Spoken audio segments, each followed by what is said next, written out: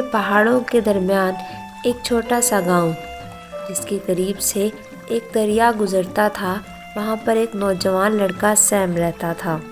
Same کو نئی چیزوں کے بارے میں جاننے اور پڑھنے لکھنے کا بہت شوق تھا۔ دریا کی وجہ سے وہ گاؤں بہت زیادہ ترقی کر رہا تھا، کیونکہ وہاں پر زمینوں اور لوگوں کی ضرورت کا پانی وہ دریا مہیا کیا کرتا تھا۔ لیکن وہاں کے لوگوں کو ایک مسئلہ درپیش تھا۔ ہر سال جب بھی مونسون آتا تو دریا میں ایک زبردست سیلاب آتا جو کہ لوگوں کے گھروں اور ان کی زمینوں کو تباہ کر دیتا تھا۔ ایک سال اس زبردست سیلاب کے بعد سیم نے گاؤں والوں کی مدد کرنے کے لیے ایک فیصلہ کیا۔ دن رات انجینئرنگ اور پانی کے نظام کے متعلق کتابیں پڑھیں تاکہ وہ اس مسئلے کا کوئی مناسب حل نکال سکے۔ اس کے دل میں ارادہ تھا اور دماغ میں ایک منصوبہ۔ آخرکار وہ اس نتیجے پر پہنچا کہ وہ ایک ڈیم بنائے گا جس سے وہ دریا کے بہاؤ کو اپنے قابو میں رکھ سکے گا اور گاؤں والوں کو بچا سکے گا۔ اپنی عمر اور جسامت کی پرواہ نہ کرتے ہوئے اس نے انتھک محنت شروع کی۔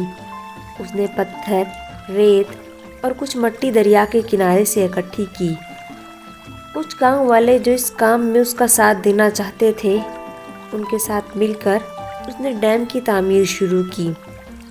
ہر روز چمکتے سورج کے نیچے وہ لوگ جان مارتے تھے اور سیم کے تیار کردہ ڈیزائن کے مطابق وہ ان پتھروں کو تہ بتہ جوڑ رہے تھے۔ گاؤں والے شکوک و شبہات اور تھوڑی سی امید کے ساتھ اس ڈیم کو اصلی شکل میں آتا دیکھ رہے تھے۔ سیم کے جذبے کی تعریف کر رہے تھے، لیکن اس کے باوجود انہیں یہ شک تھا کہ کیا یہ نوجوان لڑکا اتنا بڑا کارنامہ انجام دے پائے گا کہ نہیں۔ سیم اپنے اٹل یقین کے ساتھ اپنے اس ارادے پر ڈٹا رہا اور محنت کرتا رہا۔ کئی مہینے گزر گئے اور ڈیم اب آہستہ آہستہ مضبوط ہونے لگا تھا۔ سیم کی سخت محنت اور مستقل مزاجی نے دوسرے گاؤں والوں کو بھی متاثر کیا اور وہ بھی آہستہ آہستہ اس کام میں آگے بڑھنے لگے۔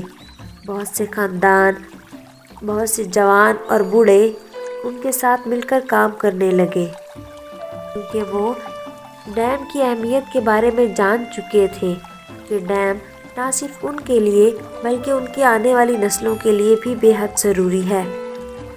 آخرکار بہت سے مہینوں کی کوشش کے بعد ڈیم اب مکمل ہو چکا تھا۔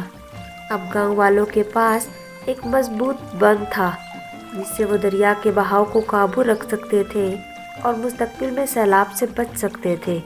تمام گاؤں والوں نے سیم کی اس کامیابی کو بھرپور طریقے سے منایا۔ اب گاؤں والے اسے اپنے ایک ہیرو کی طرح سے جانتے تھے جس نے نہ صرف ان کے گھروں کو بچایا بلکہ ان سب کی زندگیاں بھی بچائی تھیں۔